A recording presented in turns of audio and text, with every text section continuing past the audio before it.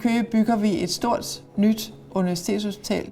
Vi har i forbindelse med projektet bygget en sterilcentral. Den nye sterilcentral er mere automatiseret end den, vi kender. Den skal jo sørge for, at instrumenterne, vi bruger til patienterne, er 100% rene.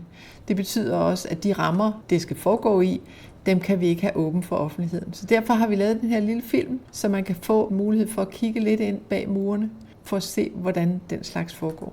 Velkommen til den nye sterilcentral på Sjællands Universitetshospital i Køge. Værsgo at følge med.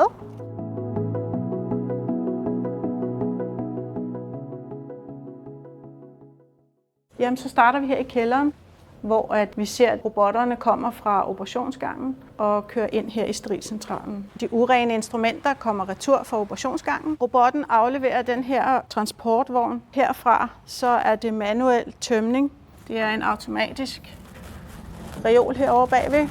De fleste instrumenter kommer i sådan nogle container her, og den skal over i den her reol, som vi ser her. Den betjenes ved den station, der er herovre på væggen, og så kalder man en tom reol ned. Når hylden er ude, så kan man stille den her op på hylden. Noget af det, der for alvor nyt i vores sterilcentral, det er vores automatiserede lagerreoler.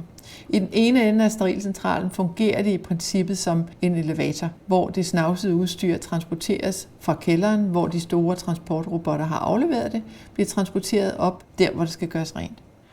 Når alle containerne er tømt her fra den her, så skal selve transportvognen også igennem en vask. Og der har vi herover 3 store vognvaskere.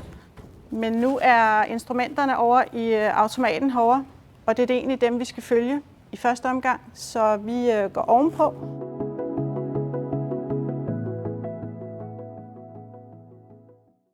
Og det er jo så her, man så kalder den tilbage igen, når man står heroppe, fordi nu skal den igennem den næste proces. Man går over til sit vaskebord, når man nu har fået kaldt det frem, man skal bruge.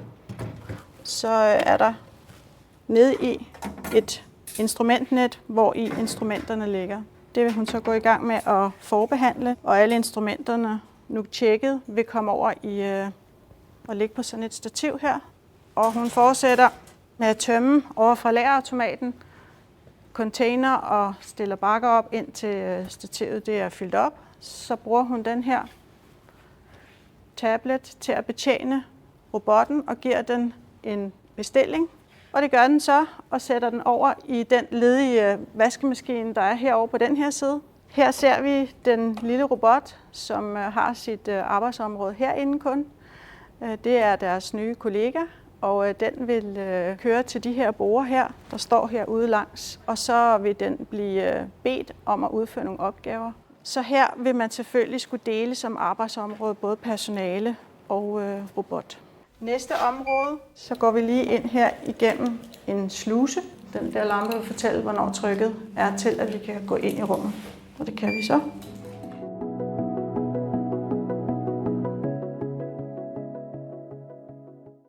Vi er kommet ind i det rene område, også kaldet pakkeområdet.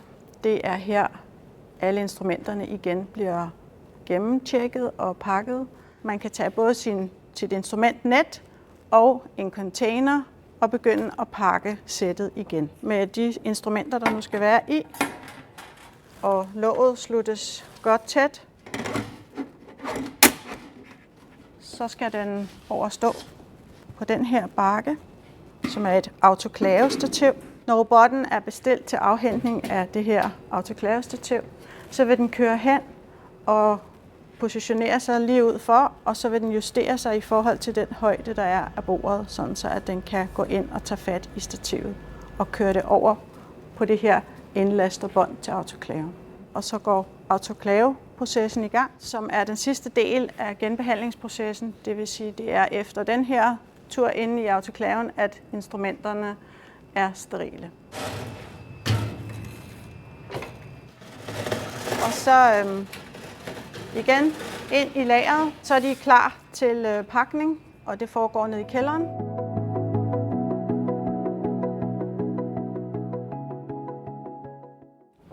I det område, hvor vi nu skal til at pakke de her transportvogne igen. Vi har vores trofaste følgesvend her, som vil blive sat ind, og vognen vil blive fyldt op med de instrumentsæt, der er nødvendige for at gennemføre operationen. Så vognen køres over på en af de her afhentningspladser, der er ledige. Nu er vognen pakket og klar til afhentning af robotten, så den kan komme ud på operationsgangen og gøre gavn derude.